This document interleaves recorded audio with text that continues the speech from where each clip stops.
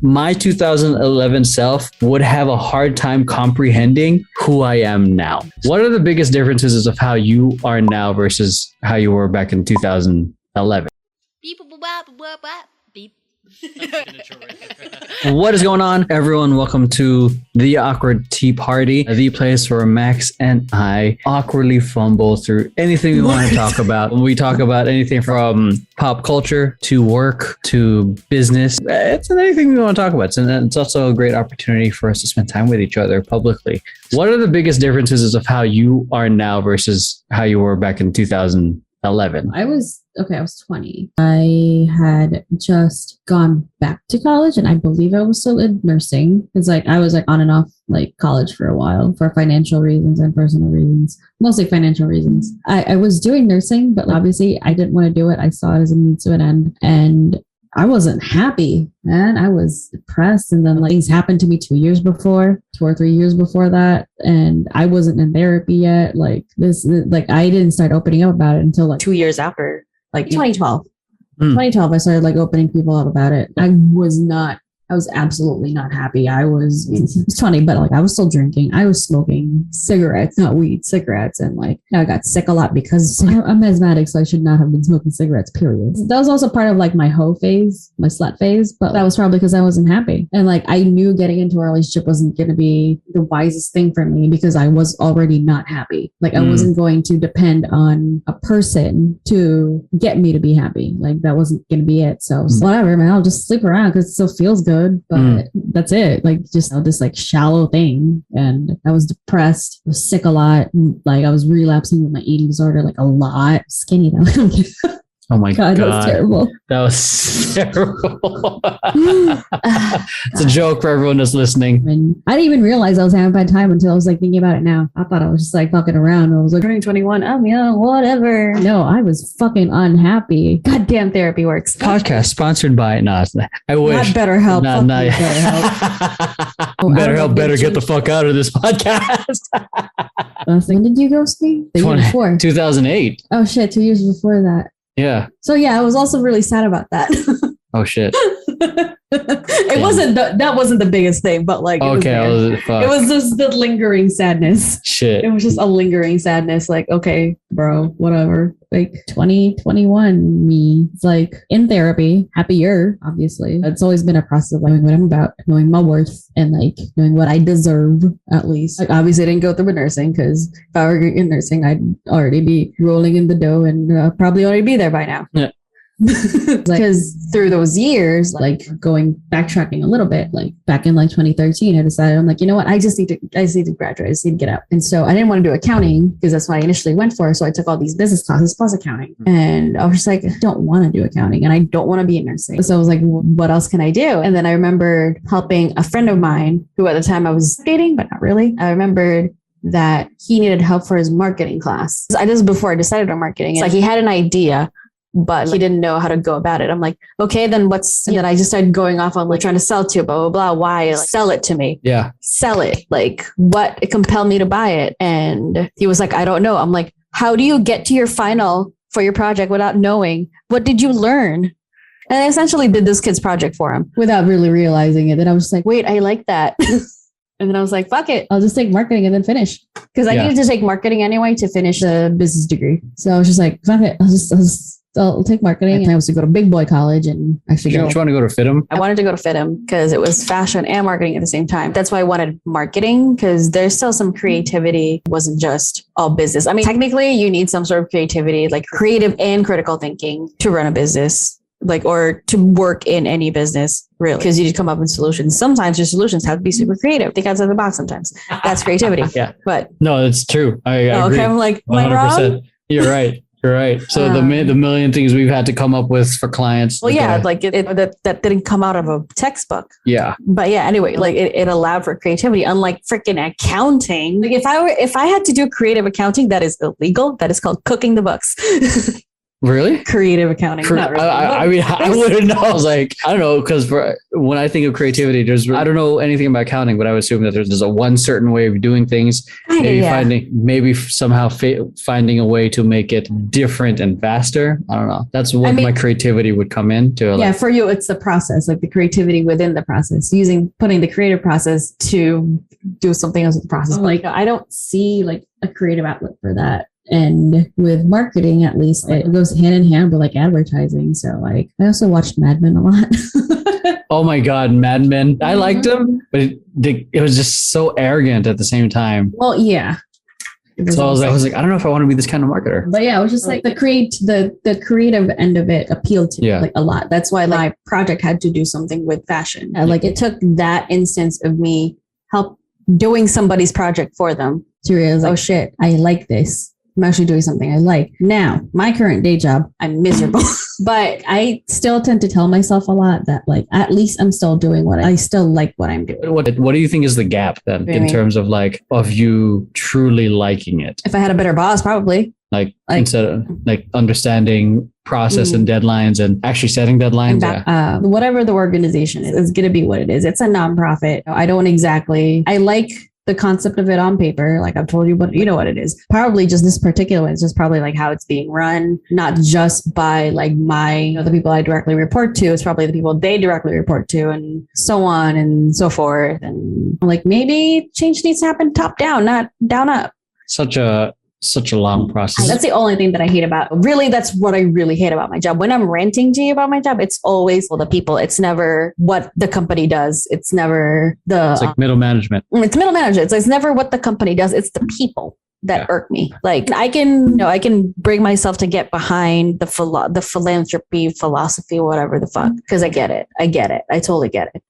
But I'm just like, y'all making me hate this.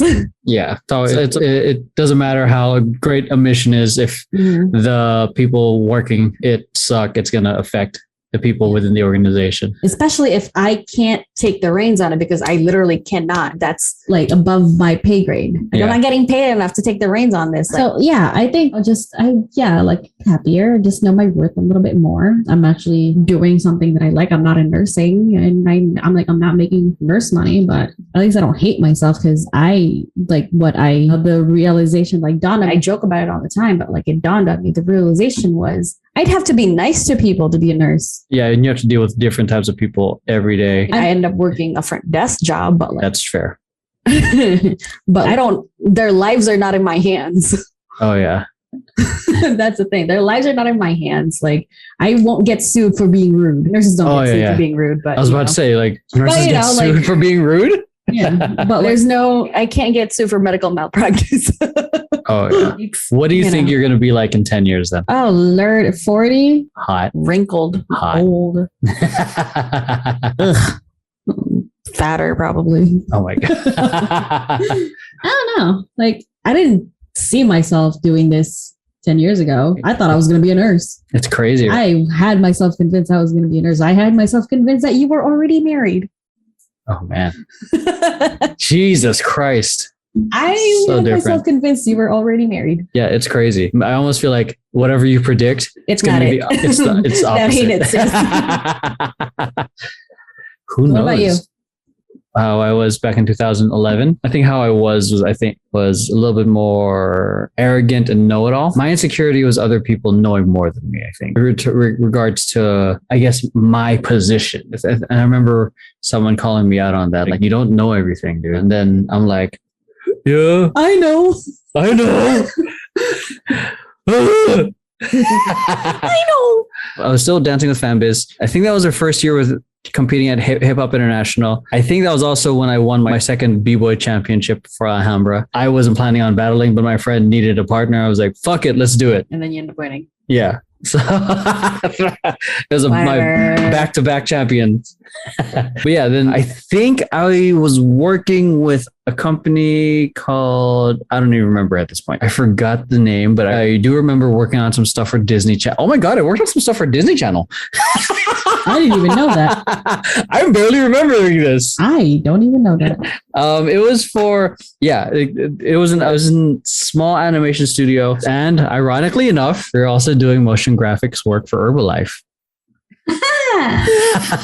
Like they would be talking about the benefits of certain things, but this was the Spanish version. So like my friend was translating to me what's supposed to be happening, and all I was doing is animating the heart, the blood flowing through the veins and flowing through the veins. That's what I was animating. So I was an animator around that time. I think I might have been in that. I never added it because I never felt proud of that stuff in my demo reel. But sure as hell paid a lot. So I was enjoying what I was doing. I was still teaching at the dance studio I was at called JV Dance Center at the time. I was, I believe, engaged at that point. So it's a very different, super different times. Like it's one of those things like where you're at now and looking back to where you were, like, damn, this is the shit I wish I would have been doing like 10 years ago. Like working at my home office, filming all these types of projects that I used to be frightened of. Like the idea of doing these dance films or concert videos, I always wanted to do them, but I was petrified of the responsibility of it and the amount of work to do it, the money. Now it's I can do it, and I'm grateful that I can, because it's such a far cry. Like albeit like back, I'm not gonna say I wasn't happy. I would say happy with what I had then, because that's what I was aspiring at the time. Like I wanted to teach. I wanted.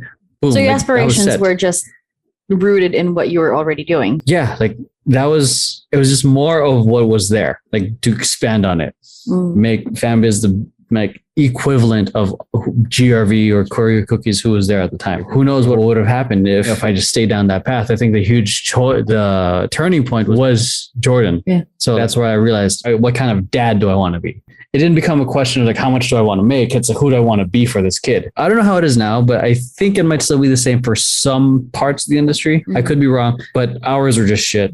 It was not the ideal situation for me to be a dad. So which is one of the reasons I took that leap of faith after my contract ended. So I would say I was quote unquote successful in the way I wanted it to be since high school, but I felt hungry for more, but I wasn't sure what more looked like.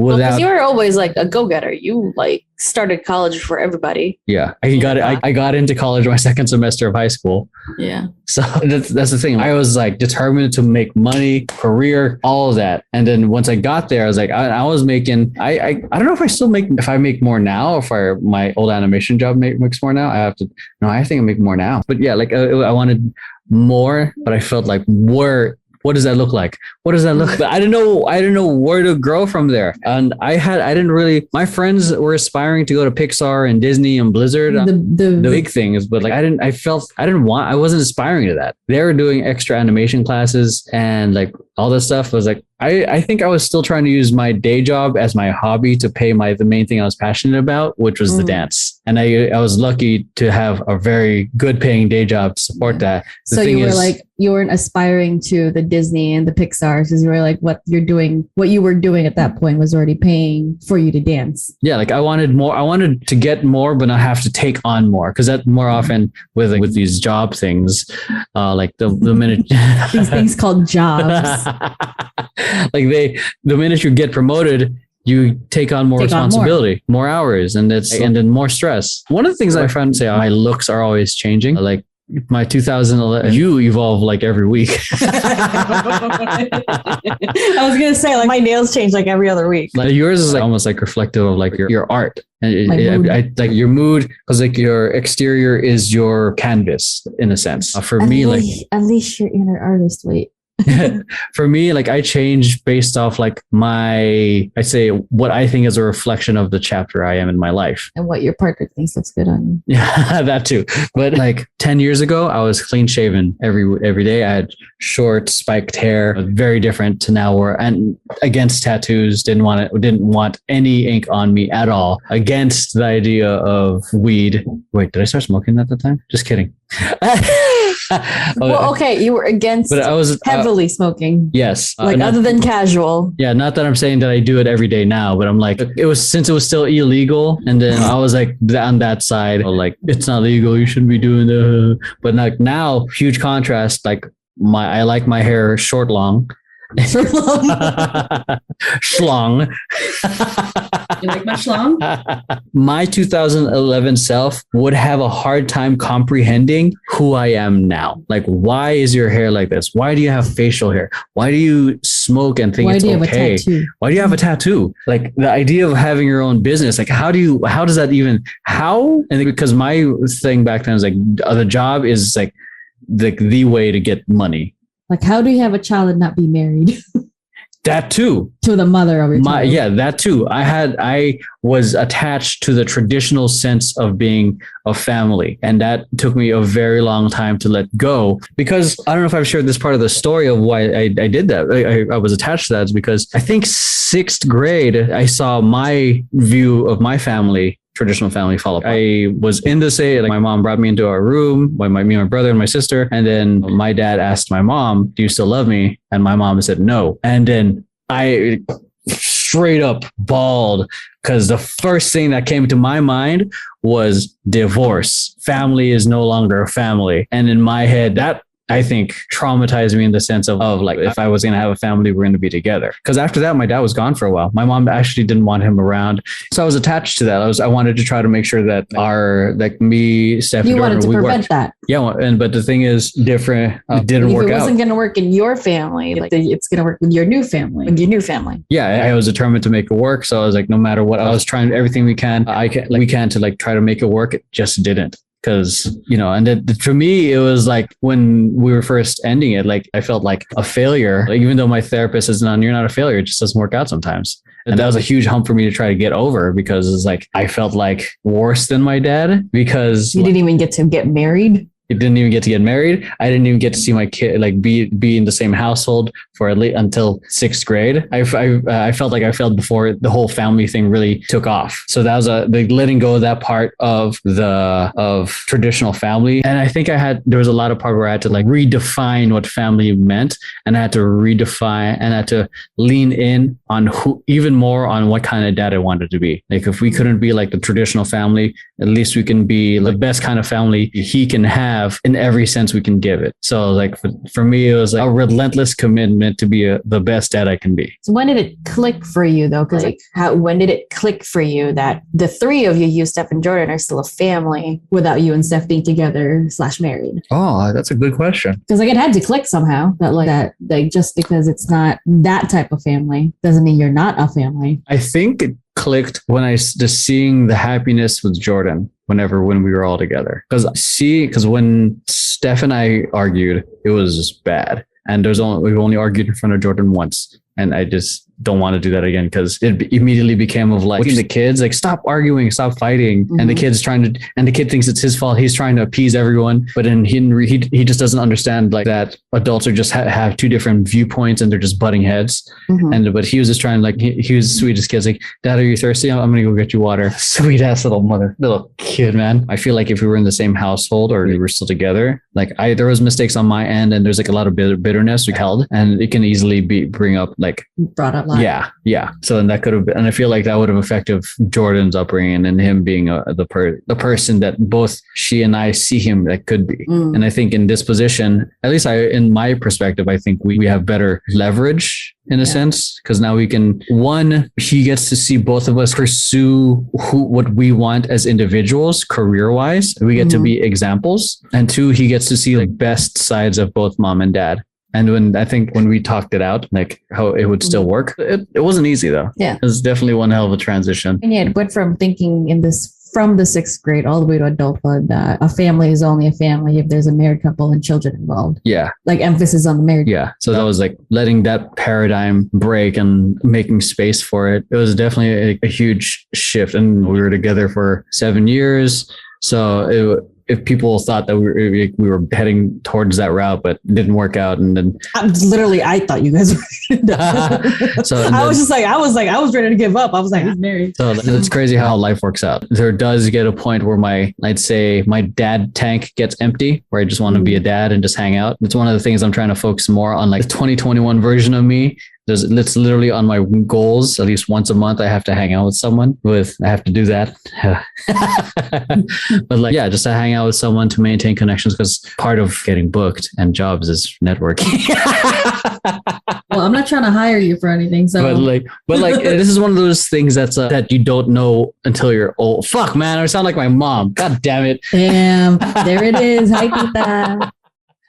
Oh, learning. God, because it's. I heard this advice when I was 21, early 20s or 20s. Not just that, I heard that growing up, obviously. Yo, hope you're enjoying the video so far. If you're liking videos here and want to get early access to it, or even get exclusive access to content I react to, like Road to Kingdom and other content that probably gets blocked on YouTube, make sure to check out my Patreon. If you've got an artist, song, or any particular request you want me to react to, I have a special tier for that too. Missed out on my stream?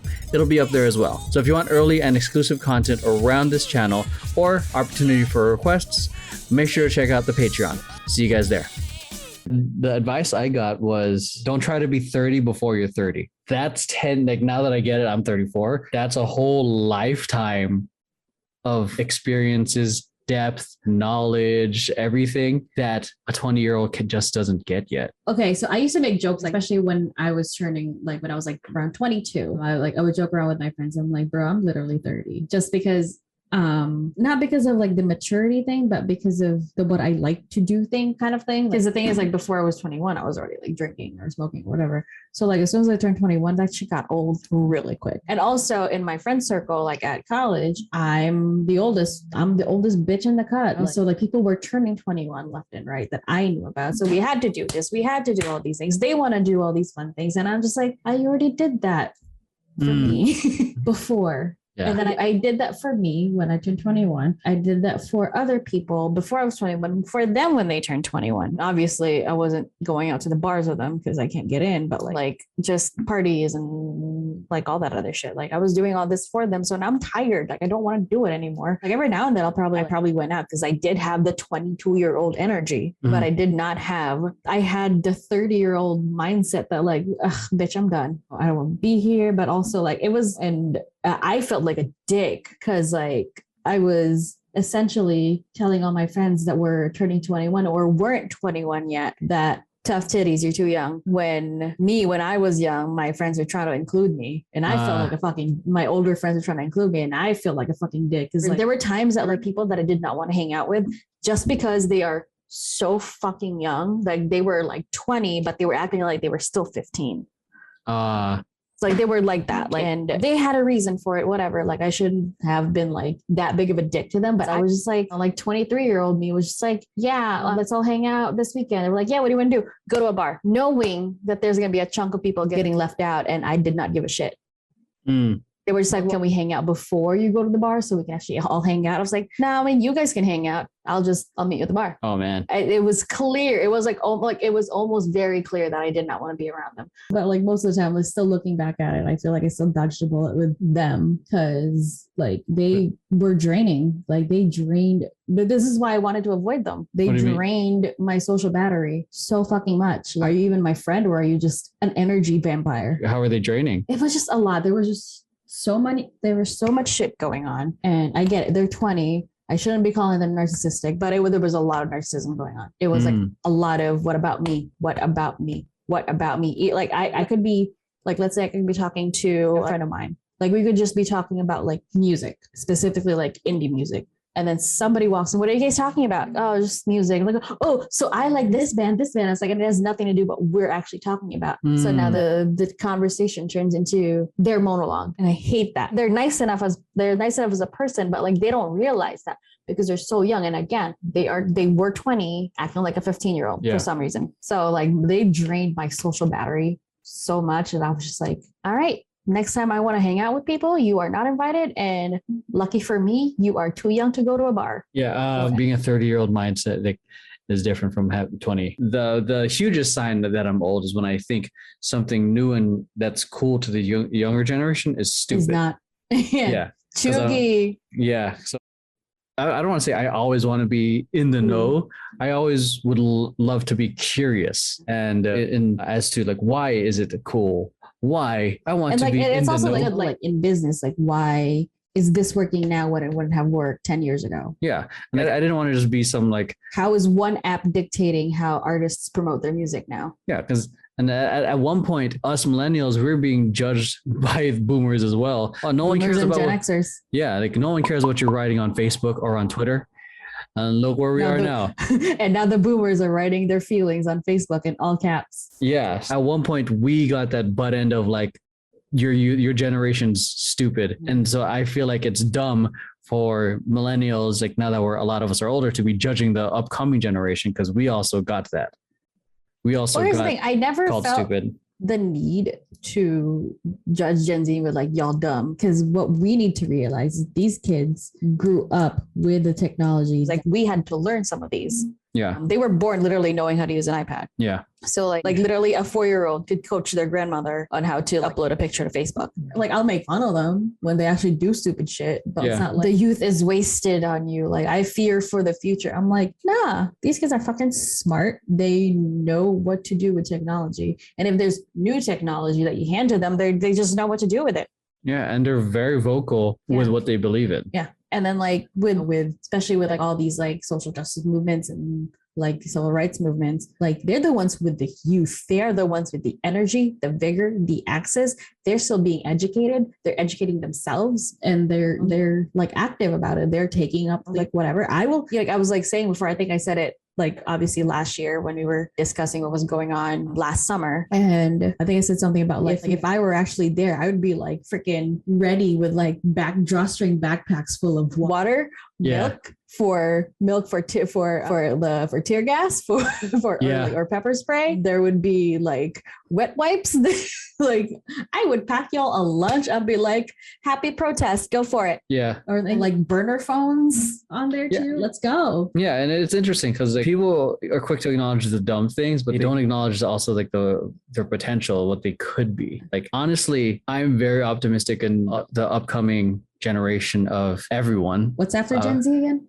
Gen Alpha, because I feel like they're gonna, assuming things get a little better, no worse than now. Like I think there's going to be better like understanding of people with each other. There's going to be like the way Jordan is now. I was not like that. I was a little fucking asshole. I was like Jordan's like the sweetest kid, and I see it with a whole bunch of other kids, at least within my scope of what I've seen. Yeah, no, kids now are like literally super nice. Like it's a little scary for their safety, but they're like really nice. They're really sweet. It's adorable, and it's genuine. They're not like, I'm doing this because mommy's gonna give me a new bike if I'm nice to you. Yeah, they're not like, because when I was young, I was like talking shit to adults like I didn't give a fuck, dude.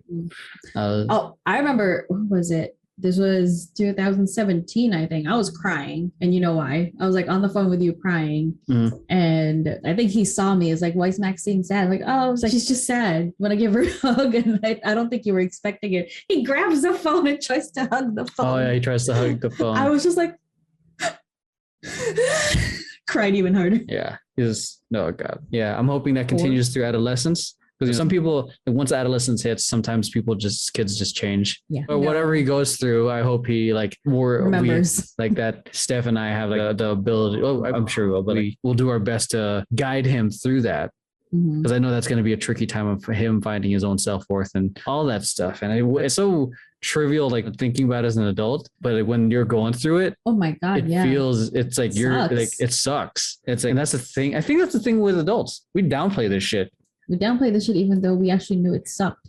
Yeah. Because we say like, you'll get through it. You'll get through it. You'll get through it. It's fine. I went through it. Yeah. How did you get through it? Yeah. Like, so shit. Yeah. So it's like, I'm hoping that we like try not to belittle it. Like, you'll be fine. Even before like adolescence, like when I was working in childcare, they were saying that when kids are crying, don't say it's okay, you're fine. Don't ever say that. Yeah. Say it's okay. Like, why are you sad? Ask them, why are you sad? Why? And then talk them through it. Because like when you're saying it's okay, when you're saying you're okay, don't cry. without even asking why they're crying, Yeah.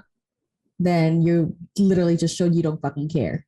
Yeah. Like you just assume that they're fine, that you're speaking for them. Like they're kids, but like they can already speak. They can tell you. Yeah. Why. It's probably not going to be like, I'm sad because A, B, and C. There's a little bit more context to it. It's, are you hungry? Yeah. I'm glad Jordan is comfortable enough to share Be vocal. would be vocal with what he's feeling, I think. And he's like a happy, tough kid. Like, he's like, if it hurts, he's like, I'm okay. And with a smile. Are you? Oh my God. Because he tries to take on a challenge with a smile. So like and that's one of the things that Steph and I kind of did when he was growing up. Like when he'd fall, we would never gasp. Yeah. And we would just get up. Like, you got it. Push him again. I'm just kidding. You got it. You got it. Yeah. That's also one thing I learned, like when I was working in childcare too. Like especially when I'd be in the infant room where like some of these babies are literally just learning how to walk. If they fall like on their butts, you got it. Yeah, kids are tough. But like when he wasn't feeling good last week because he got a cold last week or 2 weeks ago, it took a lot of courage for him to say, "Mom, I feel bad," as in he wasn't feeling good. Like, to be honest, with that what that was me. Like as a kid, if I'm like sick, like I got sick a lot as a child. If I'm sick, like I will say I'm okay. I will say I'm fine. Because I didn't want to miss school like a fucking nerd. Jordan, like he was mad that he had to miss school for being sick. Yeah, he was like, "Why?" Steph was like, "You're not going to school." I was like, "Why?" "So you can get better." That was me. Like I was that fucking nerd. Like I didn't want to. And then even carrying to adulthood, when I got diagnosed with pneumonia the second time, already in the back of my head, I knew it was pneumonia because I was displaying the exact same symptoms. But obviously, I had to get it checked out so they can actually give me the treatment. My aunt, my mom took me to urgent care, and the nurse took my temp, and literally, she was like, "How are you smiling right now? How are you still talking to me?" I was like, "Wow, what's going on?" It's like, "You have 105 fever, sweetie." I was like, "Oh my God." It's like, "Oh, I'm probably just delirious then." Yeah. Because my brain synapses are dead. Jesus Christ. Yeah. Because technically, I don't know if like how true it is, but like apparently if you're driving with that high of a fever, that's like almost the same as driving drunk. Because like, again, you're delirious. Yeah. Your brain isn't technically working properly. You're burning up. Yeah. But yeah, like that was me when I was a kid. Like, I was just like, even to adulthood, it was like, "You're sick." I'm like, "No, not. You have a fever." "No." Because it's like, it's the way, or at least for me, the way I was raised, like just missing a day because the whole, that perfect attendance, just, yeah. And then now, like as an adult, like working, like I don't want to miss work. Like when I was working part-time, I never want to miss work because that means I don't get paid at all. Yeah. And then working full time, if like the way it worked with my job, sick days get lumped in with the rest of your PTO in a bucket. That's something that's been intriguing me lately because I watched this video about vacation days across the world. In some countries, like there's mandatory 21 days vacation. That's not included. So that kind of inspired me of like, there's no PTO stuff with VP because everyone works on their own schedule. But I did like the idea of mandatory vacations because I feel like it's a great refresher. Because after high school or after college, there's no such thing as winter or summer break. It's work every day. And then you feel like you never get to enjoy the life you're trying to build. Yeah. So like the only holidays that you get that are maybe your religious holidays or whenever your work is closed, if it does. Yeah. So this December, well, at least for VP, I'm like, when I'm traveling, I'm going to make it, we're going to be gone for the rest of December. So mandatory vacation for everyone. Oh, like all of us, like all no client work. Yeah. Like I want us to obviously be ready by end of Thanksgiving, before Thanksgiving, then boom. Just everyone actually, you said 21. I'm like, that's right. December is 31 days. Yeah. So first week, I just jumped ahead of myself for some, or mixed my days up because I'm good at that. Like after first week of December, try to get everything set up as much as possible. Communicate with the clients. We have a policy of like this month, whole month off, recharge, enjoy time with family. It's fucking Christmas, man. And my birthday. And your birthday. So like, let's enjoy I guess like the most whether or not they celebrate the holidays, like it's still traditionally it's the perfect time to spend with family. People are gonna be home or people or whatever. yeah, it's like and I love it's my favorite season because I grew up because it's just so many good memories on my end of like video games. A Nintendo 64. But like it just makes sense. Like to enjoy the life you're trying to build. Yeah. Especially we've seen it too, like with the people on VP where you saw Alex just getting burnt out, Bernie getting burnt out, and I told him take the week off, and they feel recharged. Well, Alex of all people getting burnt out because Alex is our video editor, just in case you guys don't know. He takes on a lot, and then he asks for more, a lot, and then all of a sudden he's like, "Can I do something that's not video editing?" I'm like, "Whoa." Yeah, he was saying he doesn't want to touch Premiere. He was uninspired and whatnot. Yeah. So I'm like, that says a lot because before he just went digital nomad, he would always take 1 or 2 weeks off where he didn't work, where he got recharged him. Now he's digital nomad, he's traveling, but now he's taking work with him everywhere, and it was useful. So now I'm like taking into consideration, like, cool holidays that are only in their country because everyone works internationally. Take that time off. Obviously, the birthday. You gave me the day off. So, yesterday, like for Labor Day, I was definitely leaning towards the side of I'm just going to keep working. I forget about these things, and then it's unfair for everyone who's on this ship to also bear that burden that I should assume that they work as well. I don't think anyone should be as passionate as VP as I am, but I don't think I should also take into consideration like more and more that I go into like business and working with other people and people's mental health and helping with their quality of life and their performance is more. I'm like, okay, cool. How can give them rest and then take care of them. So anyways, that's where I'm at. That's where the 2021 version of me going from employee to employer. Trying to figure out how to give my people paid vacation days, and without them feeling guilty. So, that's the thing. Like, because with my job, I do have the PTO. There was always that like kind of culture of we encourage you to take your PTO, but at the same time, how dare you take your PTO? Yeah, it's the.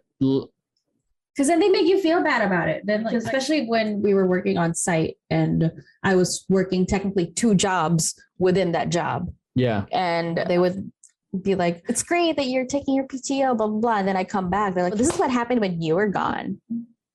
Eesh. I'm like that first trip, the one that you helped me out with, like the 2018 trip. So it just so happened that I wouldn't have known about it. You wouldn't have known about it.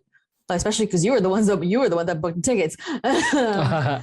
Like you wouldn't have known that right around the time that I was over there was this like one of the big like registration days or whatever for I remember that my job. Yeah. Or 2 of them. And it was also, no, it wasn't the first time with the new system, but it was the first big registration day with the new system. And I was there with you having fun, blah, blah, blah. I come back. And my boss, like at the time, said, "You're not allowed to take vacation on these days anymore." It's like, why? What happened?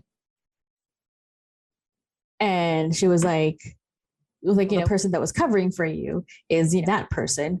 So you know how it works. Listen, like we have a rapport, but I would appreciate it if you don't talk to like my fellow staff member that way. Yeah, like I think the thing that makes me confident about people leaving for a bit is that I always know I can do it myself. Well, that's the thing too. My boss that was like saying that could have done that like just as quick as I could have done it. And because she was the one that trained me. So she could have done it, but she decided to be like, all right, well, let's let this slightly less competent one do it, knowing fully well that she would crack under all that pressure. One of our editors, like he's busy with college, and I was giving a lot for work, but I think a lot of people have had this conversation of work adjustment lately with the other editor. Like he was getting busy with college. I think it's his last semester. So obviously, the pressure of that. So I took him off an account and I decided to start working on that myself. Ideally, I would much rather not do it because there's levels of work, I guess, a business owners should have. Is it just put in numbers? Are you doing $50 an hour work or are you doing level work? So ideally, I would not much rather not do it, but I'm willing to get my hands dirty for the sake of keeping the editor on the team happy and still executing on the projects he's currently in and keeping the client. And then eventually, like maybe like when he has more time, he'll want to take it back. He'll want to get it back again or whatever. Yeah. And then same with one of our other social media managers. There's a lot. And obviously, which is why I hired 2 other people to support, because I know I could see where she's strong at. And I took some things off her plate. Anyone in a leadership position should have at least 1 or 2 weeks doing the job that they're managing, and then be willing to get your hands dirty when it's an all hands on deck situation. Yeah. Or just in general. You can't, I don't know. Like there's this whole saying of like leaders should be in the front or in the back or some shit. You got to lead from the front, lead from the back type of shit. I think both, because you have to lead from the back because you need to be able to see the vision of direction. But you also have to lead from the front. So to show that the people you're working with, that you're willing to get your hands dirty too, and you're not just some just you barking orders. Like I like the fact that I can do the things that everyone can do, because now it's just like there's one more extra hand to help out. How do we hear? Vacation days. But yeah, and like also like with back to like that boss at the time, like she would still come out and help out every now and then, because like you said something about like any boss or like whatever should do the job of the people they're managing like at least 2 weeks or whatever. Like she would do that. Like she would come out, but she would come out when it's slow. Like she would willingly come out when it's slow so she can sit there and chat. And like she would still, if somebody came up to her, then yeah, she'd do the thing. But when it's busy, literally, she will literally wait for one of us to be able to get away for 2 seconds and be like, help. Oh, man. And it's like you have the office set up in a way that you can see it from your desk for a reason. So you're either ignoring us or your like idea of busy and not busy are completely different from what a normal person's is. Oh, man. Yeah. I'm like, what? And it's not just her, like this, the manager too, like his desk is way closer. It's in front of the window, in front of the desk. Like you already see it, but like you put the blinds down so you can eat your fucking sandwich. Yeah. I'm like, how, what? And then they turn around and be like, we're putting a lot of pressure on you because you're the most senior here and the most blah, blah, blah. I'm like, I'm counting on you on Saturdays to be the one to take charge or whatever. And then when I do take charge, they're like, don't act like a manager or anything. I'm like, then what do you want me to do? Damn, mixed messages. And it sounds like, what is it that trying to push that whole company, like depending on you. Yeah. And then when you actually step up and do it, they're like, yeah. What are you jogging for a promotion? Like, actually, yes, I am. Or they don't have your back. Yeah. They never have my back. They never have my back. I'm always the bad guy. I'm more than happy to be the bad guy.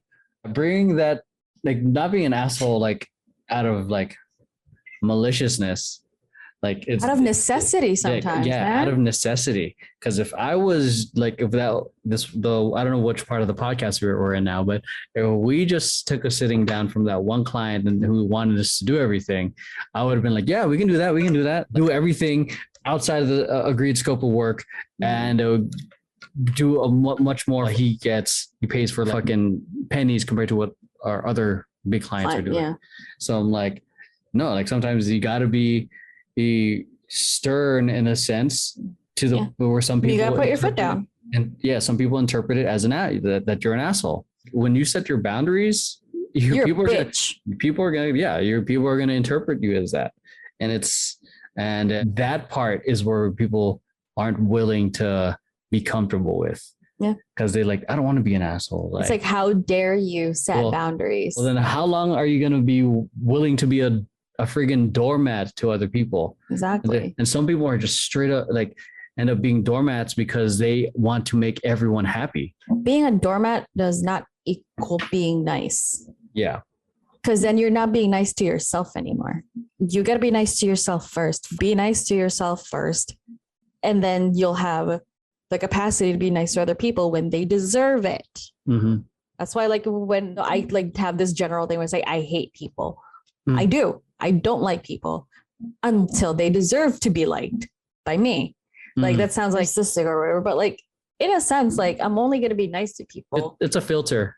Yeah, it's a filter. I'm only going to be nice to people that deserve it. That I'm going to be nice to people that I know I can trust to be nice to. Because being nice to somebody is leaving you vulnerable, in a sense. It leaves you vulnerable to abuse if you're not careful. I'm not saying it's a weakness. Like, maybe vulnerable is the wrong word, but it leaves you open. Yeah, I can see where you're coming from in regards to like how that approach also makes sense. Like, I also like me. I like people, but I don't trust a lot of people right off the bat. You're a honey attracts more flies type of person. Yeah, I see how it works as well. Like filtering the quality people in. What do you call it? I think my belief is like everyone has has some sort of little genius with some good. I'm very optimistic about people, but that doesn't mean I think they're competent. I just see that there's good in this person. They know how to do things. But that doesn't mean I'm going to trust you with my company or my kid. So like I see the basic baseline of good, but it also like depends on the interaction. I don't say I dislike people, but there's one person that I completely dislike. Oh, like it was just like no, it's like because it was a sense of such a high level of conceit and narcissism, and he came to an audition trying to flex, saying that he just came from a funeral like it was something to flex about. I'm like, what kind of flex is that? I don't know. That you don't care, that you don't know how to take care of yourself? Yeah, I don't know what he was trying that you actually didn't care for the person that was being buried or cremated? Yeah, so that you have no feelings? I could see, so here's an example. I could see the good in him. Like he can be a good person, but a lot of the actions are very me driven. The opposite, yeah. And then, which is no, I could see you're good. Like I could see the good, but I see how that energy is more focused towards you. Yeah, because not all good vibes. There's more than one way to say I came to this audition straight from a funeral. One could be I just came from this audition straight from a funeral. So I'm sorry if my performance doesn't look right, or you're just saying it, you're just stating a fact. No, he was like, but yeah, that's what I meant. There's this. And then his way of saying it, I just came from a fucking funeral and I'm fine and I'm here ready to kill it. Because it wasn't that. He was like, he was just like, if he was just talking about coming from someone's funeral, like it's a fucking flex. Like you killed them. I don't know, man. Did you cause this and you're happy about I don't know. It just felt there was an air of like it didn't feel like he genuinely nothing cared. Phases me. Yeah, type of thing. He was trying to give off this like nothing phases me, so I'm a good asset. Yeah, either way, he didn't get booked. Mm-hmm. Yeah, what was the other part? Oh yeah, me, 2031 me. 2031 year, yeah. What's she gonna do? How's Jordan gonna be? Oh shit. Oh my, he's gonna be 19. 19. Holy shit, dude! He's a whole ass adult. Legally a whole ass adult. It's during this decade of he's gonna be a teenager. Yeah. These are gonna be like some of the most important years of his life. Wait, he's almost double digits. Yeah. Man, my ass, yeah. Navigating a teenager is difficult. My aspirational self, like 2031. I'm hoping I would love VP. I honestly would like to have our own office and our own facilities. Oh, like what we were talking about with a film studio, a VP temper tantrum facility. Yeah, a film studio, a dance studio, / rehearsal space, corner office for me. I'm kidding. Yeah, the part that always I debate with is the freedom of time. Because I escaped the 9 to 5 to create my own 9 to 5, but it's like it's my 9 to 5. 9 to 5 to work 24/7. But this is my 9 to 5. This is my thing now. But it's You're different. Not working on some other company's schedule. You're working on yours. Yeah. Even though the hours may be longer, they're your hours. Yeah. So it's interesting. I don't know. I like the idea of working from home, but I would still like 2031. I'd like to have a decade's a long time. Who knows? If VP continues. A decade ago, I didn't think this was going to happen. Yeah, a decade ago, I didn't have my own business. A decade ago, yeah, it would be cool to have a VP of temper tantrum facilities. It would be cool to have for VP to be a 6-figure company. Cool, it'd be even cooler if it was a 7-figure company. I'm not saying that our value as a company or as humans is on the money, but it would be cool. It'll be nice. It would just be nice to be like, oh, we did that. Nice. Yeah. Same thing with Temper Tantrum. I'd love it to be a 6-figure dance company because I don't know if that exists yet. I'm pretty sure it does. It does probably for like, yeah. But it's just not Jabberwockies of the world. Yeah, exactly. I'm pretty sure they're a 6-figure company, but like I'd like for it to be a 6-figure company. They have a Vegas residency and to have for them to in a sense work symbiotically or somehow support each other. Like Temper Tantrum's own YouTube channel supporting Temper Tantrum itself, paying the dancers, but along with Temper Tantrum having each their own subunits, the performance unit, the on stage. But and then VP, it'd be super cool to be in charge of creating like marketing campaigns from the ground up, like actually being fully controlled. Like idea, create, assets, boom. And then obviously like having a face for VP and Temper Tantrum in the studio to do the content marketing. And then maybe further down the line, have a esports company as well. But that's just like, that's a nice to have. I'm not aspiring, but I just think it'd be cool to own a sports company or maybe even like 1% of the Lakers.